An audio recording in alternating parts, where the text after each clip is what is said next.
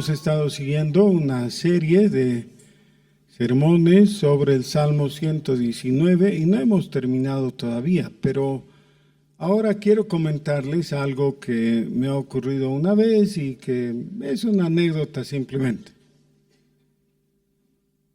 Estaba yendo desde Caranavi hasta el lugar de la Casa Esperanza. Muchos conocen eso, así que no voy a explicar excesivamente, pero saben que es un lugar en los Yungas y casi todo en los Yungas es trepando al cerro, ¿no ve?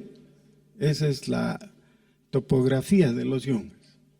Entonces, para ir desde Caranavi a la Casa Esperanza hay que subir un camino que parece off-road, o para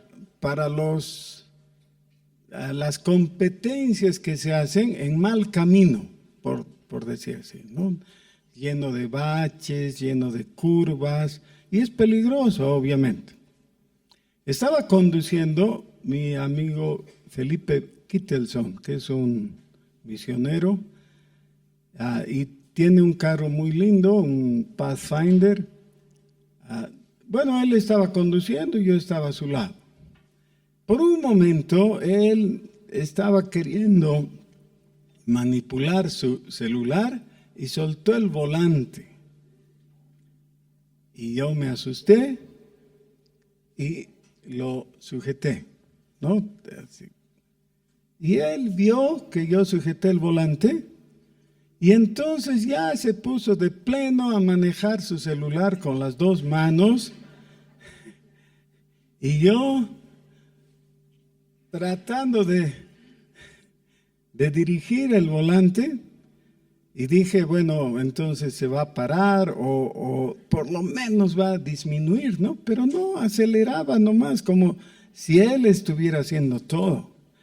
Y seguimos así un buen trecho y cuando llegamos yo estaba con la polera mojada, ¿no? Así de...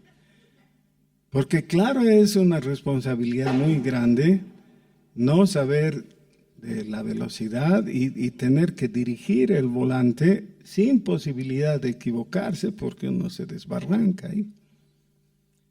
Y eso es lo que pasa cuando una persona no está en control total. Ese camino yo lo he conducido varias veces y se puede, claro, no es cosa del otro mundo, pero no si estás en el asiento del acompañante, ¿no? Ese es el asunto. Ahora, los israelitas y ningún otro pueblo, solo ellos, tuvieron etapas en su historia en que la pregunta era, ¿quién nos conduce? ¿Quién nos conduce? Ese asunto parece muy fácil de responder, pero no es tan fácil. Hubo momentos críticos.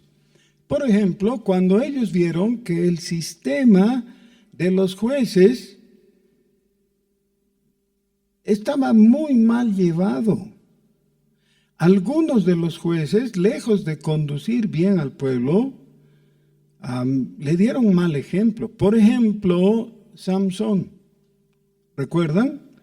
Él era un juez y tenía que conducir al pueblo de Dios por el buen camino. Pero ¿qué hizo él? Se desentendió del pueblo y anduvo buscando mujeres, filisteas todavía, por lo menos dos, ¿no? De ellas, y una es famosa, se llamó Dalila, ¿recuerdan? La segunda. Y por ella perdió los ojos y perdió la vida. Imagínense qué clase de conductor era este Samson. Bueno, los jueces fueron mayormente un fracaso. Aún buenos jueces, es decir, que tuvieron sus momentos altos, como Gedeón, tampoco terminó bien. Fue repudiado, él mismo estaba desorientado al final y todo. Entonces, la pregunta vuelve a ser, ¿quién nos conduce? En el Antiguo Testamento se reconocían algunos oficios. Más tarde, después de los jueces, vinieron los reyes. Y los reyes tenían que dirigir al pueblo en su vida diaria y en su adoración también. Hubo reyes buenos. El mayor de ellos, el inigualable, digamos, fue Josías. El rey al que no se le puede acusar de haberse pervertido, de haberse ido detrás de una filistea, no sé, cualquier cosa, cualquier acusación sale sobrando porque él fue recto, ¿ya? Se portó bien.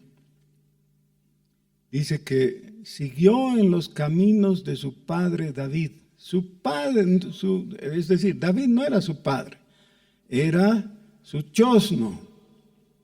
Es decir, su padre fue un rey malo. Y Manasés fue, pero su abuelo fue bueno, Ezequías. Y así se puede ir remontando uno en la genealogía de Josías hasta llegar a David. David era entonces un antecesor de Josías. Bueno, así hubo buenos y malos y todo. Ese es el oficio de rey. Los reyes tenían que guiar al pueblo y habían instrucciones precisas en la ley para que los reyes se comporten bien y para que cumplan su llamamiento. También había el oficio de sacerdote. Y miren que algunos reyes se portaron bien mientras trabajaron de acuerdo con el sacerdote, el sumo sacerdote, que era su contemporáneo. Entonces, un buen sumo sacerdote y un buen rey, y esa fue una generación bendecida, todo les fue bien. En algunos casos, los reyes se enojaron con el buen sumo sacerdote y lo mandaron matar. Así que así era la cosa, muy complicada, ¿no? Muy difícil. Por ejemplo, Saúl no solo mató al sumo sacerdote, sino aniquiló a toda la aldea de los sacerdotes que estaba ahí cerca de Jerusalén. Los mató, mandó a matar a todos ellos. Era muy peligroso, una cosa difícil. Ahora, el papel, el rol del sumo sacerdote y de los sacerdotes que le acompañaban, que ayudaban, era riesgoso y difícil, peligroso, pero era sumamente honroso. Ya, el sumo sacerdote tenía privilegios incomparables. Por ejemplo, el sumo sacerdote tenía una loción, un perfume, un aceite perfumado que solo él podía usar. ¿Ya? La instrucción está en Éxodo. Dice cómo tenían que preparar el perfume del sumo sacerdote, y si alguien más se atrevía a usar ese perfume, ¿sabían qué le pasaba? Tenía que morir. Había pena de muerte para el que se atreva a usar el perfume del sumo sacerdote. Era solo para él, con una fórmula secreta y todo lo demás. Bueno, y así tenía otros privilegios y honras que no necesitamos nombrar ahora. ¿Y cuál era su función? Ahora, miren, esto no pueden dejar de saber, esto tienen que saber, ¿ya? Por favor, entonces, recuérdenlo. La pregunta otra vez, ¿cuál era la función del sumo sacerdote?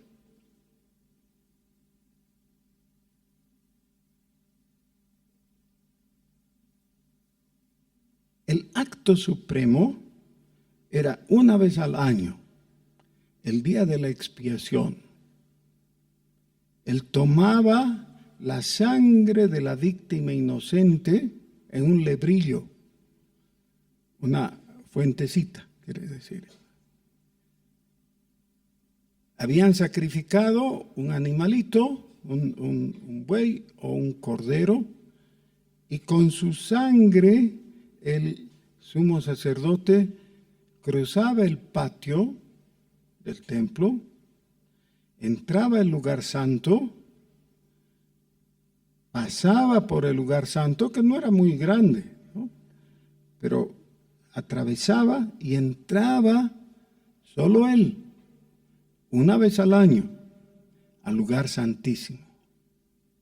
Ahí estaba el arca de la alianza. Y con un hisopo, como una ramita, una brocha, ¿no? Parecido, sopaba en la sangre de la víctima inocente y regaba sobre el arca, sobre la tapa del arca, que se llamaba, ¿qué? El propiciatorio. El propiciatorio. Ahora, en la comprensión de lo que Dios había revelado en el Antiguo Testamento, en el Pentateuco, no había lugar más sagrado que ese en el universo. El arca de la alianza en el lugar santísimo, solo el sumo sacerdote una vez al año, y derramaba la sangre de la víctima inocente. ¿Para qué? Para que se produzca la propiciación. En base a lo que había hecho antes con la muerte del animalito cuya sangre se había derramado. Con esa misma sangre, él y con el mismo hisopo, regaba o bautizaba al pueblo en general, diciéndole, esta sangre ya está presente delante de Dios.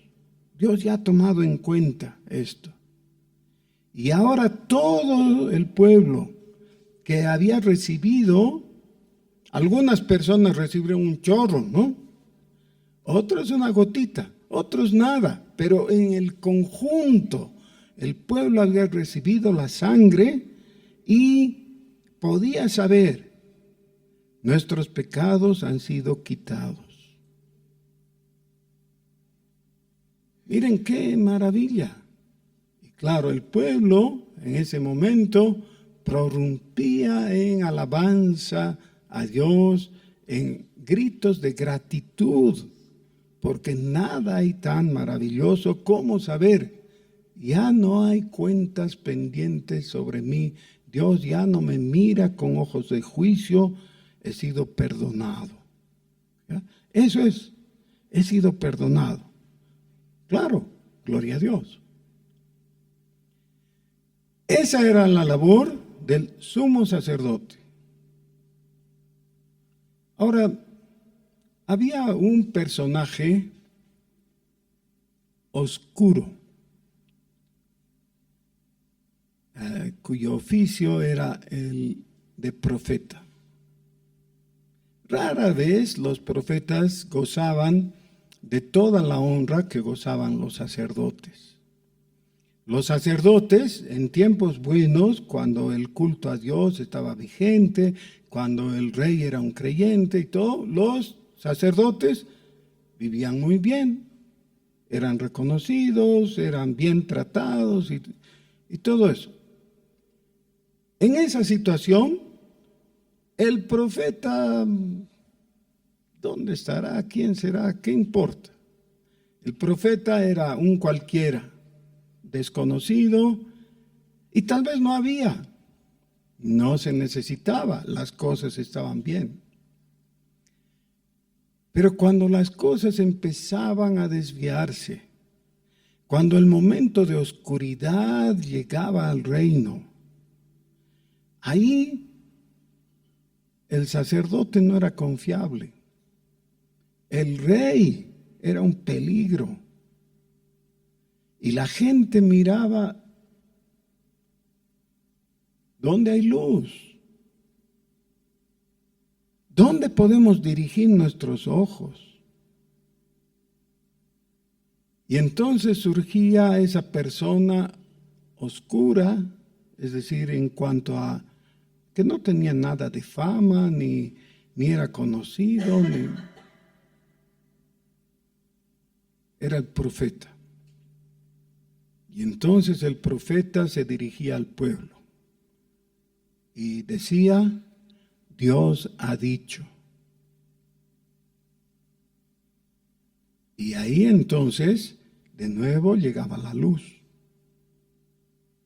Ahora, fíjense, todo esto, todo el culto a Dios, toda la religión de los israelitas nació con Moisés, ¿no es cierto? Ustedes saben.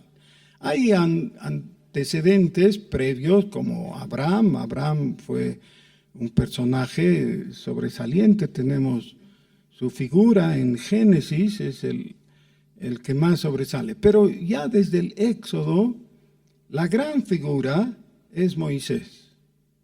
Los expertos piensan que Moisés es el gran gigante del Antiguo Testamento. Al fin y al cabo, él es el escritor del Pentateuco, ¿no? Él ha traído la ley, ha guiado al pueblo a través del Éxodo y todo.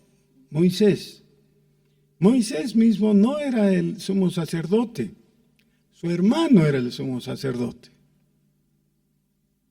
Por orden de Dios, Moisés ungió a Aarón como sumo sacerdote.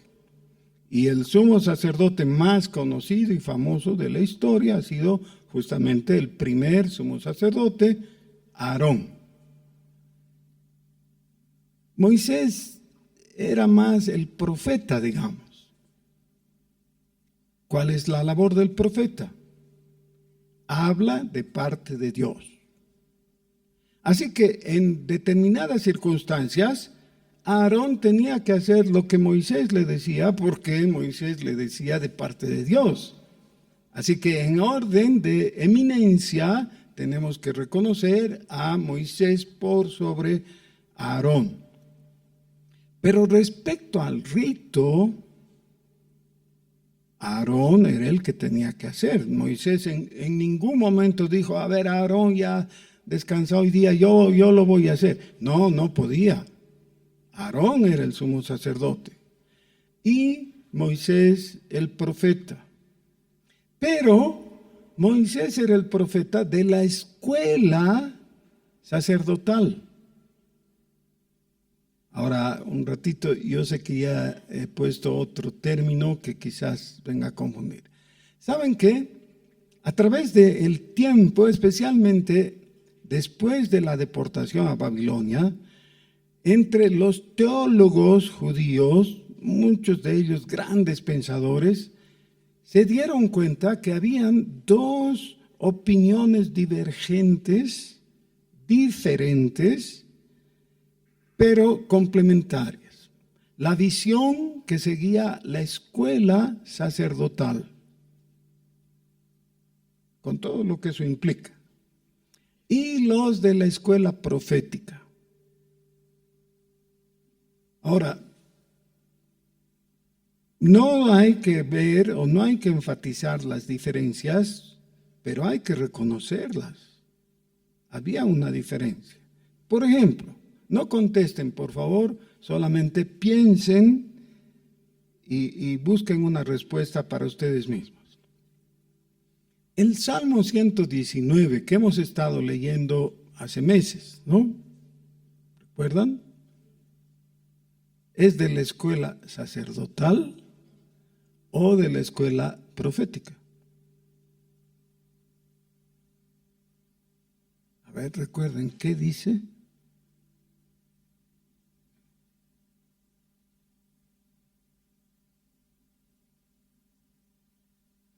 Y ahora nos damos cuenta, tal vez no he atendido lo suficiente, ¿no? ¿A cuál?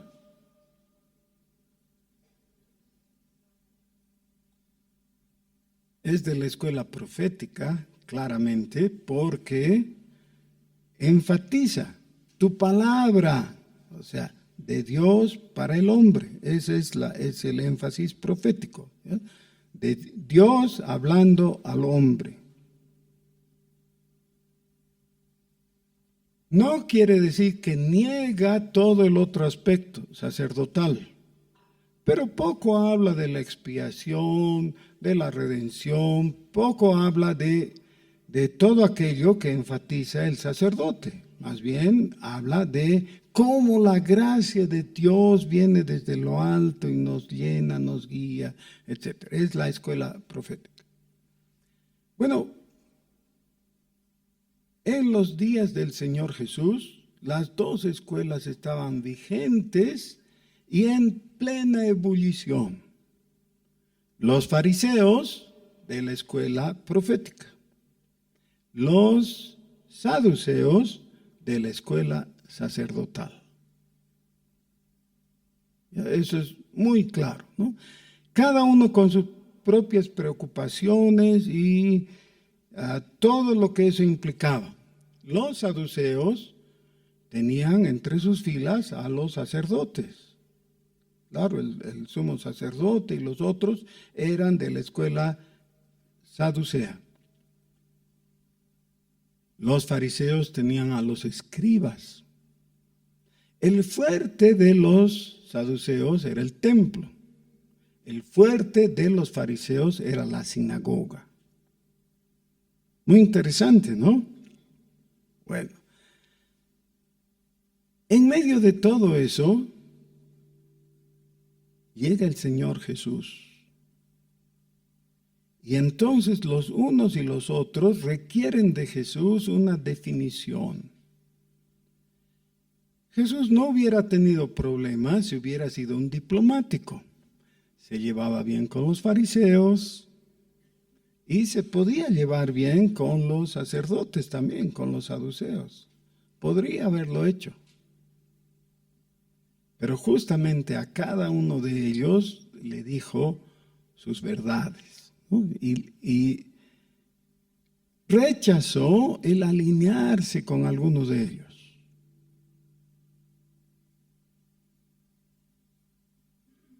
Pero se inclinaba ¿por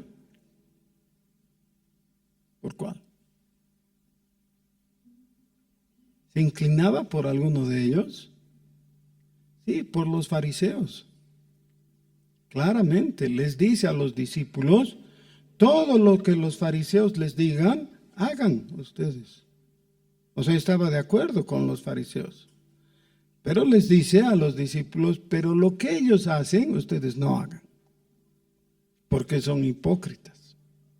Es decir, tienen la verdad, conocen la verdad, siguen lo que es correcto, pero no obedecen.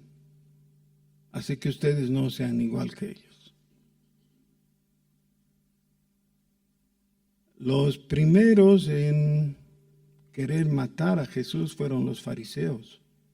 Eran los más cercanos, pero por eso mismo eran los que se sintieron más agredidos. No por algo que Jesús les dijera, sino porque no podían ver falla en Jesucristo. Querían encontrarle algo de qué acusarle, pero no había. Así que ahora tenemos un cuadro un poquito más claro, ¿no es cierto? ¿Cómo era? ¿Por qué Jesús dijo algunas cosas? Pero otra vez nos vamos a remontar en el Antiguo Testamento y encontrar las raíces de eso. En cierto momento, Abraham cometió un error repetido además. Lo hizo ante el faraón y ante un rey cananeo. Dijo que su esposa era su hermana, lo cual era verdad a medias, ¿ya? Por evitarse el problema, y si finalmente se la llevan, se la llevan. Dijo, no. O sea, el gran Abraham tuvo su flaqueza, ¿ya? Falló en eso. Dios mismo lo tuvo que librar, le habló en sueños al rey y le dijo, no toques a esa mujer porque es la mujer de Abraham y no le hagas nada a Abraham. ¿Se acuerdan por qué? ¿Por qué dijo Dios que Abraham no tenía que ser tocado?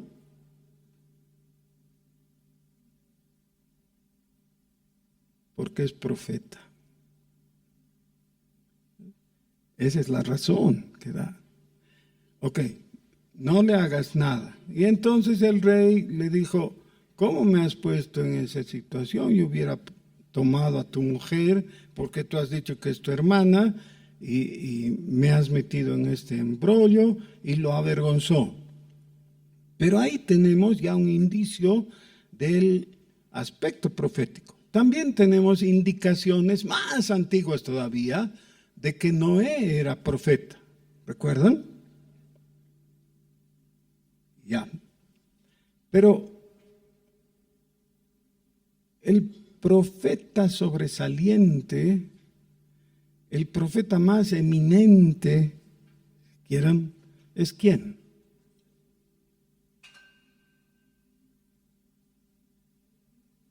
Es Elías. ¿Recuerdan en el monte de la transfiguración? Jesús se transfigura ante los discípulos y entonces en un momento los discípulos miran que Jesús no está solo. Estaba hablando con dos personas. ¿Quiénes eran? Moisés y Elías. Muy importante entonces era Elías. Pero no vamos a entender si simplemente repetimos, sí, Elías era muy importante. No, tenemos que saber por qué era muy importante. Así que si abren sus Biblias, en el capítulo 17 del primer libro de los Reyes, dice, entonces Elías Tisbita, que era de los moradores de Galaad, dijo a Acab, vive Jehová, Dios de Israel, en cuya presencia estoy, que no habrá lluvia ni rocío en estos años, sino por mi palabra. Y vino a él palabra de Jehová diciendo, apártate de aquí y vuélvete al oriente y escóndete en el arroyo de Querit, que está enfrente del Jordán. Beberás del arroyo, y yo he mandado a los cuervos que te den allí de comer. Y él fue e hizo conforme a la palabra de Jehová, pues se fue y vivió junto al arroyo de Querit, que está frente al Jordán. Y los cuervos le traían pan y carne por la mañana, y pan y carne por la tarde, y bebía del arroyo. Pasados algunos días se secó el arroyo porque no había llovido sobre la tierra. ¿Qué nos llama la atención en este relato? No hay introducción. ¿Visto? Muchas veces en los relatos que tiene la Biblia hay una presentación del personaje, ¿no? Generalmente dicen, fulanito, hijo de sutanito, hijo de menganito, ¿no? Hasta que llega a algún personaje, especialmente si es Abraham. Entonces tenemos todas sus referencias, su currículum, ¿no? Y este Elías era de un lugar Tisbe, por eso es Tisbita. ¿Y qué más nos dice de él? ¿Era soltero o casado? ¿Tenía hijos? ¿Qué profesión tenía o qué oficio? ¿A qué se dedicaba? No tenemos datos. Porque como he dicho antes, los profetas, no todos, pero muchos de ellos, eran personajes oscuros. Fíjense el contraste. Los sacerdotes respondían a la institución. El sacerdocio era una institución establecida por Dios y los sacerdotes no podían venir de voluntarios, no decir, miren, saben, yo tengo tiempito, puedo ser sacerdote, No, tenían que ser hijo de un sacerdote, nieto de un sacerdote y así remontarse, y tenían que ser de la tribu de Leví. No podía ser otro. Y si venía alguien que no correspondía a eso, todos lo relacionaban con la usurpación que en algún momento se había producido y no lo querían, no confiaban en él. Pero entonces el sumo sacerdote respondía a toda una institución, tenía fondos del Estado. El Estado de Israel sostenía a los sacerdotes, no solamente al sumo sacerdote, a los sacerdotes en general, ¿ya? A los levitas, a través de los diezmos. Del profeta no hay nada de eso. El profeta se ganaba la vida haciendo las cosas que hace la gente común y de repente recibía la palabra de Dios. Entonces, mientras que la institución es lo que soportaba al sacerdote, ¿qué soportaba al profeta?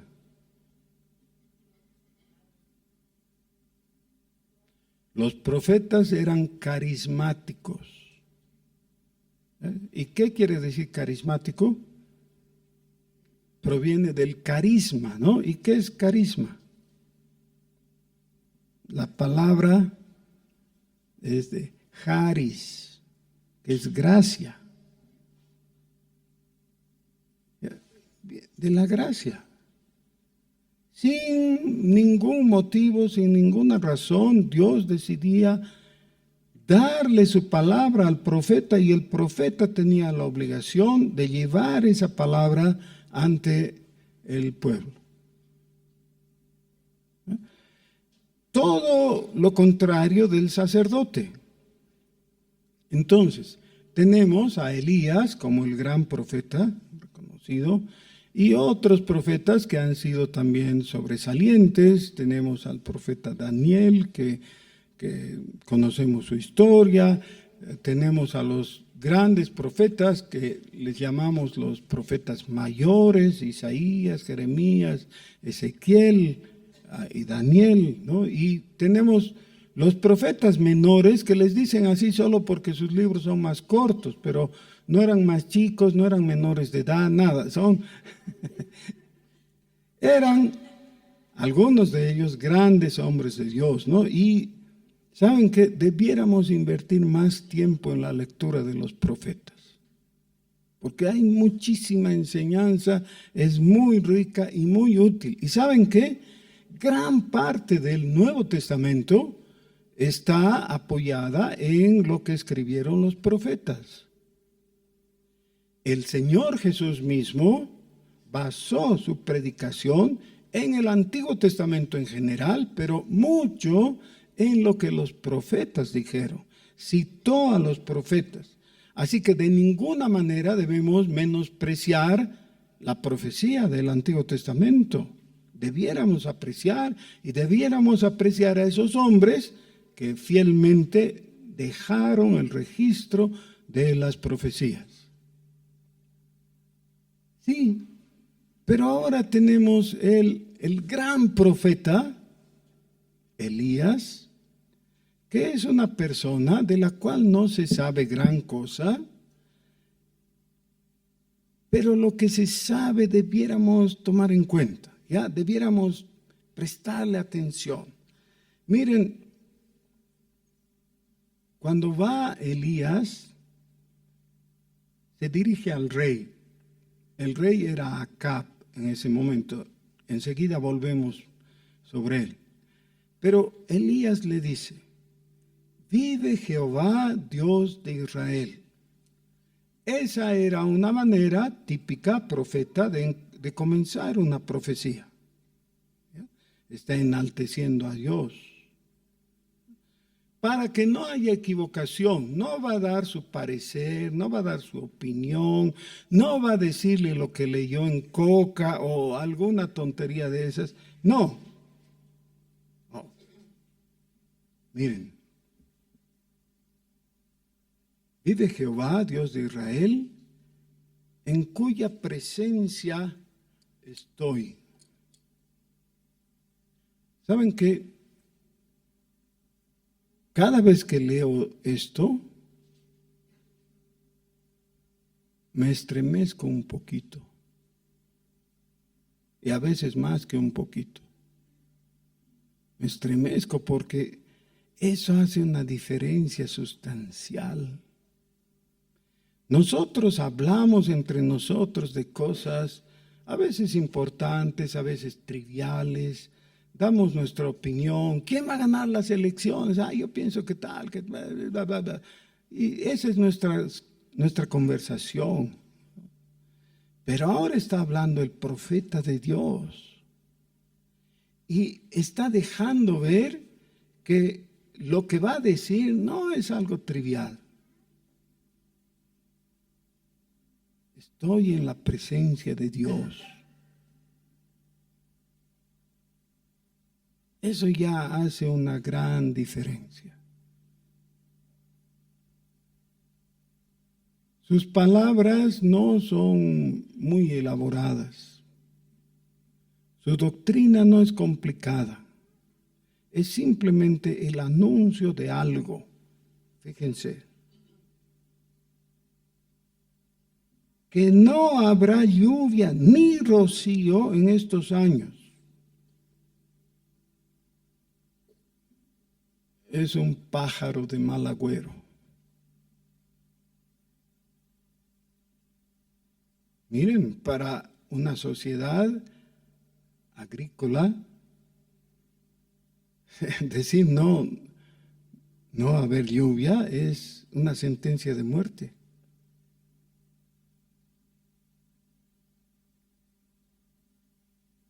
No va a llover. Es tan grave que uno no sabe cómo prestarle suficiente atención de inmediato. A ver, para un ratito, Elías, para. Entonces, ¿cuándo va a ser la última lluvia? No va a llover. No va a llover. Pero no se para ahí, no se detiene la información que está dando. Lo que viene a continuación parece arrogante, pero no lo es. Es simplemente la información de que todo depende de su palabra. Fíjense cómo concluye el versículo 1. Dice, sino por mi palabra. ¿Qué quiere decir? No va a llover, va a llover cuando yo diga que va a llover.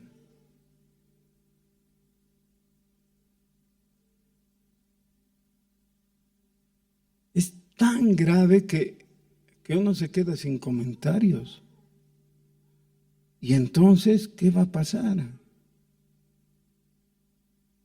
Y no dice más.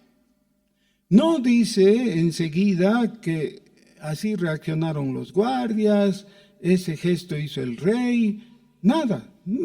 Simplemente va Elías, un versículo.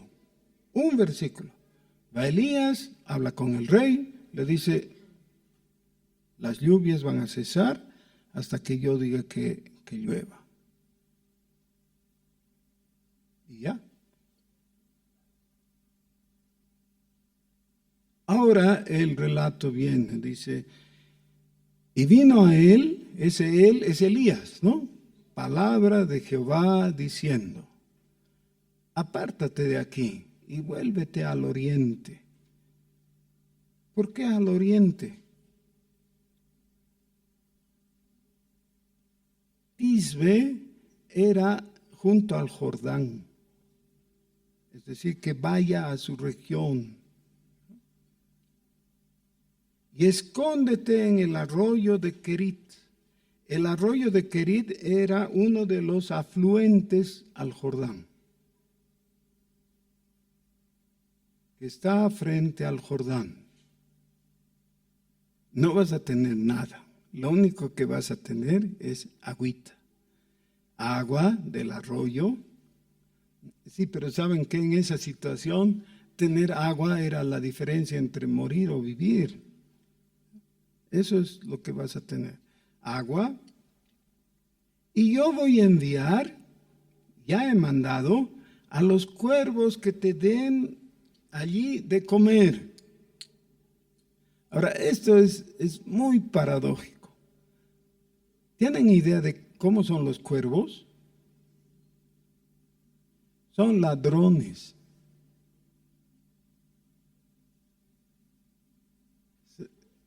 El cuervo nada te da. En realidad las aves no se especializan en traer cosas, ¿no? Pero los cuervos especialmente aguardan ahí que el dueño se descuide, van y se roban lo que pueden, aunque sea un grano. Son ladrones.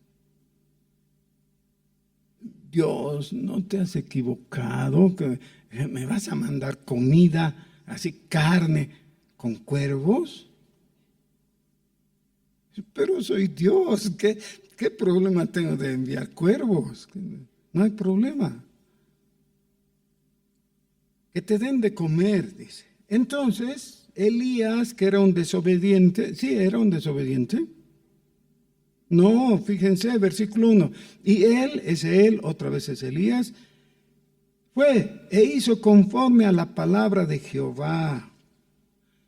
Hay personas que anhelan ser profetas, hasta la ridiculez de hacer escuelas de profetas. ¿Han oído? En nuestros días hay escuelas de profetas. Escuela de profeta es lo más antinatural que puede haber. Los profetas justo son personas que por carisma reciben la palabra de Dios. ¿Cómo van a ir a la escuela? ¿Escuela de sacerdotes puede haber? Claro, sí, porque dependen de la institución, pero no de profetas. Pero el profeta necesitaba algo, necesitaba ser obediente. De otra manera, ¿cómo podría ser confiable? Dice, él fue e hizo conforme a la palabra de Jehová, pues se fue y vivió junto al arroyo de Querit, que está frente al Jordán, y los cuervos le traían pan y carne por la mañana, y pan y carne por la tarde, y bebía del arroyo. Tenía provisión, estaba escondido, porque obviamente su vida estaba en grave riesgo, ¿no? Pero pasados algunos días se secó el arroyo porque no había llovido sobre la tierra.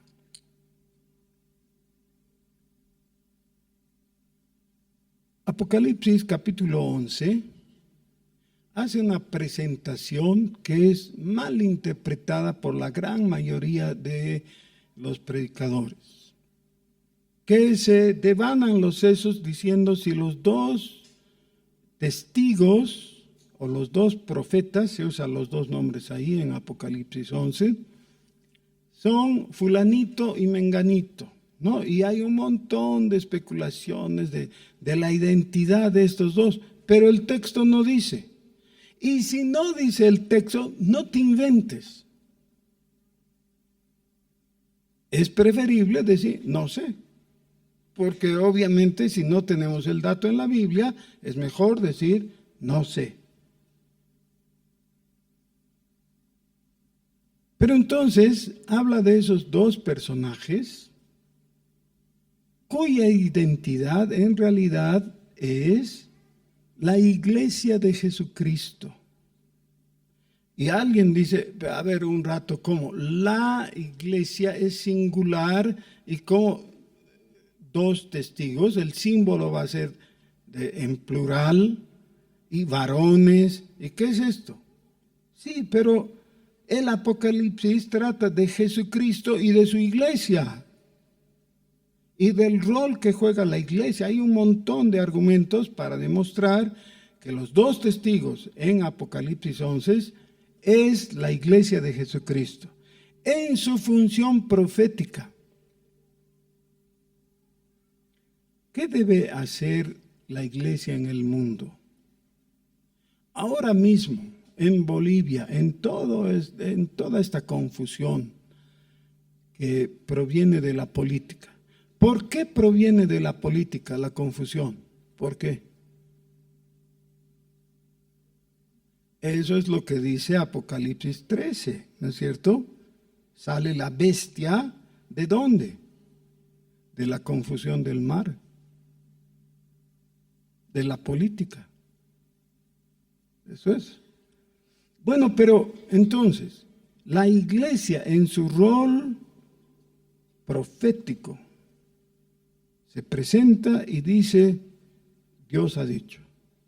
Y el mundo primero escucha maravillado, pero luego se va enojando porque las acusaciones de los dos profetas, o sea, de la iglesia, le disgustan y hace algo.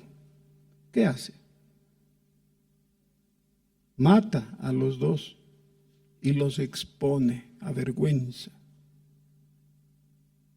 Y eso es lo que ha ocurrido a través de la historia. La iglesia ha sido perseguida, los mártires han dado su vida con tal de conservar la pureza de la palabra de Dios, el mensaje profético. Eso ha ocurrido a través de los siglos. 20 siglos han pasado. Y la iglesia fielmente, la verdadera iglesia de Jesucristo, fielmente ha dado su palabra. ¿Qué le ha significado eso? Tener que refugiarse en Querit con pan y agua y carne, ¿no? Dios le mandaba carne. Hermanos queridos, no vamos a seguir. Yo quiero invitarles a que en sus casas, en esta semana, lean la historia de Elías. Estamos en el primer libro de los Reyes, el capítulo 17. Y lean a continuación. Ahora, el libro o los libros que conocemos como primera, ¿no ve? Porque son libros. Entonces, primero y segundo Reyes, ¿trata de qué? De los reyes, claro. Entonces, ¿por qué nos cuenta del profeta aquí?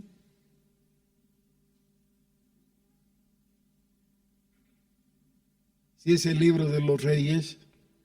Sí, pero antes ha hablado de los reyes, ¿no? Nos ha contado de la historia de los reyes de Judá y de los reyes de Israel.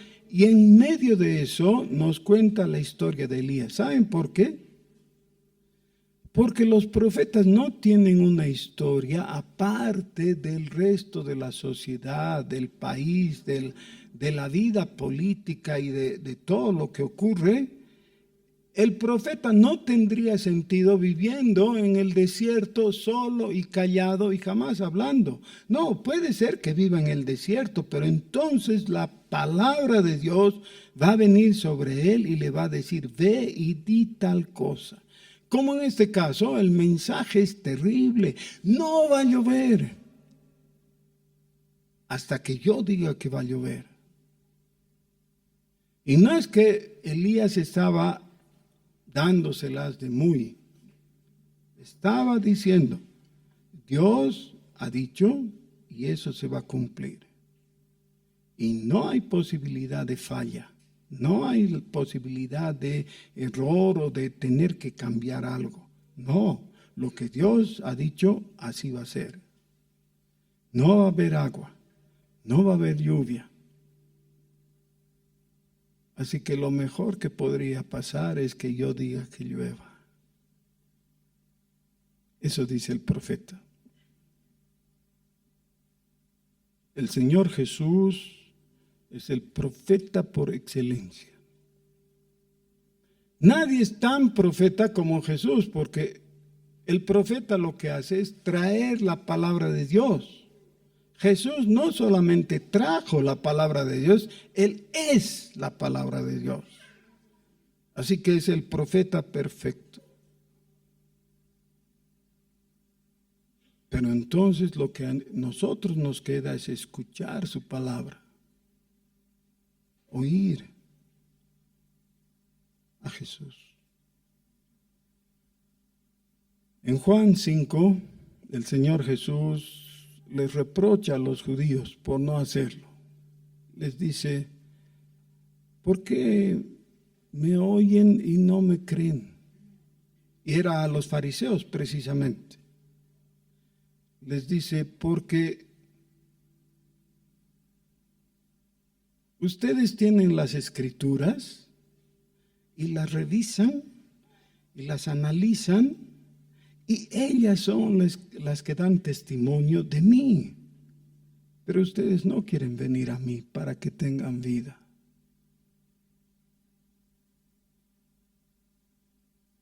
Conocer las profecías no es el fin de la cosa. Necesitamos conocer las profecías para reconocer a Jesús y depositar nuestra fe en Él. Él es la palabra de Dios. ¿Vamos a oírle? Oremos.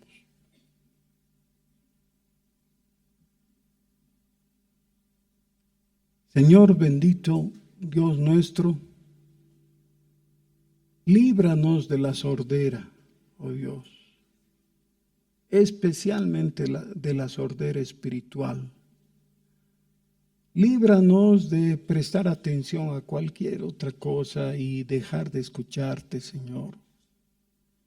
Que jamás escuchemos las palabras que les dijiste a los judíos dirigidas a nosotros. Porque nosotros, por tu gracia, sí queremos ir a ti. Y queremos creer, Señor, por tu bondad, háblanos. Gracias por tu palabra escrita, en la cual tenemos la verdad. Dirige nuestros ojos a Jesús, el autor y consumador de nuestra fe. Que tu vida fluya a nosotros en tu palabra, Señor, por Jesucristo. En su nombre te rogamos. Amén.